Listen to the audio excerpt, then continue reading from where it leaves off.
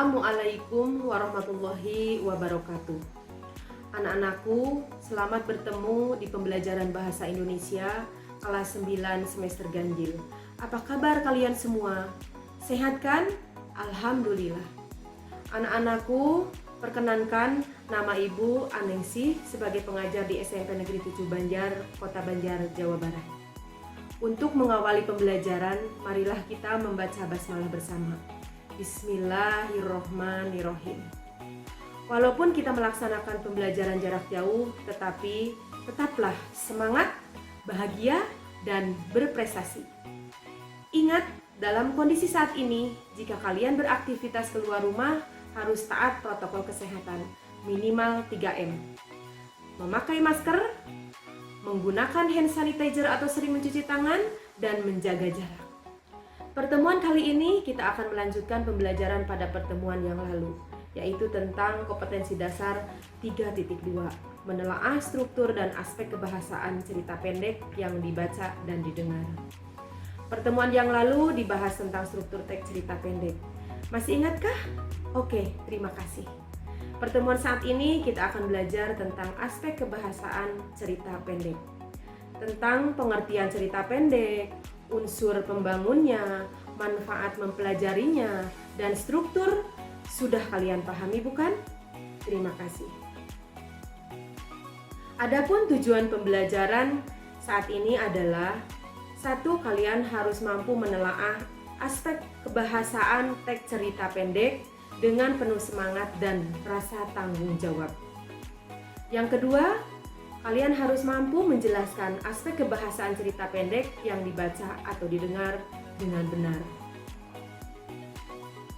Anak-anakku sekalian, untuk mempelajari materi pada pertemuan kali ini, persiapkanlah buku pelajaran Bahasa Indonesia kelas 9 semester ganjil dan buka halaman 76 sampai halaman 82.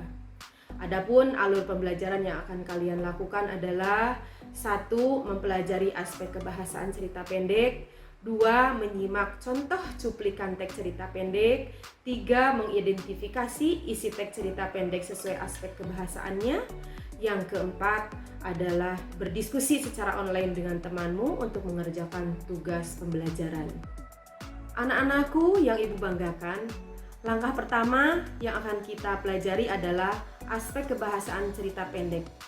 Ciri-ciri kebahasaan dalam teks cerita pendek diantaranya: 1. Kosakata.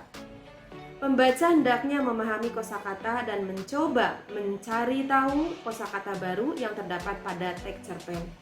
Karena kosakata mempunyai hubungan yang erat dalam menciptakan alur cerita. Pemilihan dan penggunaan kosakata yang tepat akan memberikan gambaran kualitas cerpen yang dibuat, serta menambah keindahan dan keserasian makna yang tercipta. Yang kedua, kalimat deskriptif. Kalimat deskriptif dalam cerpen terdapat pada teks bacaan. Hal ini akan membuat pembaca lebih memahami alur bacaan dan memahami peristiwa yang terjadi. Yang ketiga, kata ekspresif. Kata ekspresif di Kamus Besar Bahasa Indonesia adalah artinya tepat atau mampu memberikan atau mengungkapkan gambaran yang dimaksud. Anak-anakku, yang keempat adalah gaya bahasa atau majas. Gaya bahasa berperan dalam memperindah dan meningkatkan efek bacaan, seperti memperkenalkan atau membandingkan suatu benda dengan benda lainnya. Adapun yang dibahas di dalam kesempatan ini ada 2 gaya bahasa, yaitu yang pertama gaya bahasa perbandingan, seperti metafora dan personifikasi. Apa itu metafora? Metafora adalah gaya bahasa yang membandingkan suatu benda dengan benda yang lain secara langsung. Biasanya disertai dengan kata-kata seperti, bagaikan, dan bak. Contoh dalam kalimat: suaranya bening bagaikan buluh perindu. Buluh perindu artinya alat bunyi-bunyian yang menghasilkan bunyi jika ditiup, terbuat dari bambu tipis. Personifikasi adalah gaya bahasa yang melukiskan benda mati yang diungkapkan seperti manusia atau memiliki sifat-sifat seperti manusia. Contoh dalam kalimat: angin malam telah melarang aku keluar. Anak-anakku sekalian, gaya bahasa yang kedua adalah gaya bahasa pertentangan, seperti hiperbola, litotes, dan ironi. Apa itu hiperbola? Hiperbola adalah majas yang mengandung pernyataan berlebihan dengan maksud memberikan penekanan pada suatu pernyataan atau situasi untuk memperhebat atau meningkatkan kesan dan pengaruh. Intinya, hiperbola adalah majas yang mengandung pernyataan berlebihan dengan membesar-besarkan sesuatu hal. Contoh dalam kalimat yang mengandung gaya bahasa hiperbola adalah anak itu berlari sangat cepat bagai kilat. Nah, kata bagai kilat mengandung gaya bahasa hiperbola. Anak-anakku sekalian, litotes. Litotes adalah majas yang dipakai untuk melukiskan hal sekecilnya untuk merendahkan diri.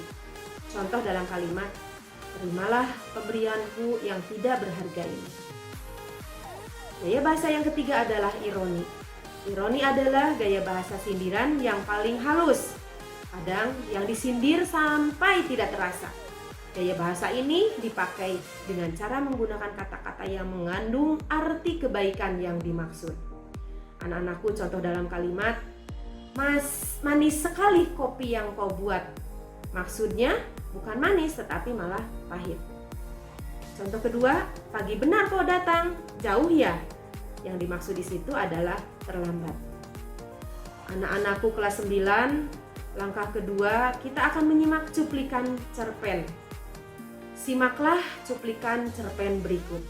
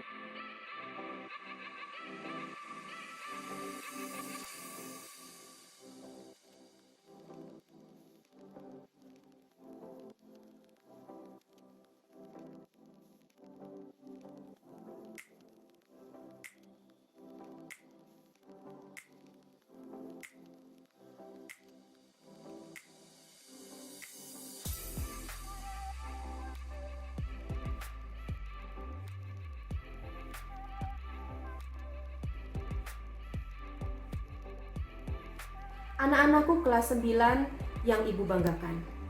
Langkah ketiga, mengidentifikasi isi teks cerita pendek sesuai dengan aspek kebahasaan. Simak salah satu contoh hasil mengidentifikasi unsur kebahasaan cuplikan teks cerpen di atas. 1. Tentang kosakatanya. Pemilihan kata benda yang bermakna kuat, misalnya pemilihan kata malam pekat yang ada di dalam teks cerpen tersebut.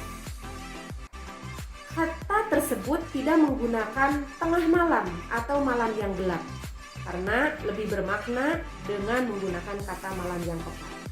Anak-anakku, kebahasaan yang kedua adalah kalimat deskriptif. Contoh kalimat deskriptif yang ada dalam teks cerpen tersebut adalah, "Sya, kenapa kamu melamun, nak?" tanya mama. "Gak apa-apa kok, Ma." "Oh ya, aku besok operasi kanker kan?" tanya Isya. "Iya nak, emangnya kenapa?" kata mama sambil mengelus-elus rambutku. Kalimat tersebut membuat pembaca lebih memahami alur bacaan dan memahami peristiwa yang terjadi, yaitu saat itu Isa sedang gelisah. Kemudian yang ketiga, kalimat ekspresif. Contoh kalimat ekspresif dalam teks cerpen tersebut: ting tung, suara handphone Isa berbunyi. Kalimat tersebut, anak-anakku, bersifat ekspresif karena semua orang mengetahui secara nyata bahwa ekspresi kita ketika mendengar suara handphone pasti ada pesan atau telepon, sehingga spontan kita akan mengangkat telepon tersebut. Anak-anakku, yang keempat adalah gaya bahasa. Contoh penggunaan gaya bahasa yang ada di dalam teks cerpen tadi. 1. Gaya bahasa personifikasi. Contoh kalimatnya, malam pekat itu membangunkan Isa.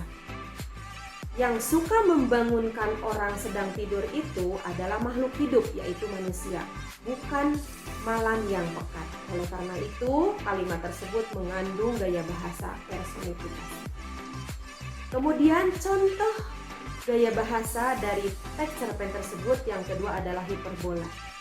Contoh kalimatnya, memporak-porandakan seluruh tubuhnya. Kalimat tersebut mengandung makna yang berlebihan. Anak-anakku yang selalu semangat belajar, demikian materi pembelajaran hari ini. Untuk latihan menelaah dan menjelaskan aspek kebahasaan isi cerpen akan diinformasikan melalui WA Group atau Google Classroom, yang penilaiannya tentunya akan segera di-share di grup masing-masing. Semua jawaban tugas kalian harus ditandatangani oleh orang tua kalian sebelum diupload di Google Classroom atau di aplikasi lainnya. Ibu berharap kalian semua selalu menjaga kesehatan. Ikuti protokol kesehatan jika kalian melakukan aktivitas di luar rumah demi kesehatan dan keamanan kita bersama. Setelah kita mempelajari kompetensi dasar 3.2, menelaah struktur dan aspek kebahasaan teks cerita pendek, maka pertemuan yang akan datang kita akan belajar tentang kompetensi dasar 4.2, mengungkapkan pengalaman dan gagasan dalam bentuk cerita pendek dengan memperhatikan struktur dan kebahasaannya. Untuk mengakhiri pertemuan kita hari ini, maka kita tutup dengan doa bersama, yaitu dengan mengucapkan hamdalah. Alhamdulillahirabbil alamin. Semoga bermanfaat. Terima kasih. Wassalamualaikum warahmatullahi wabarakatuh.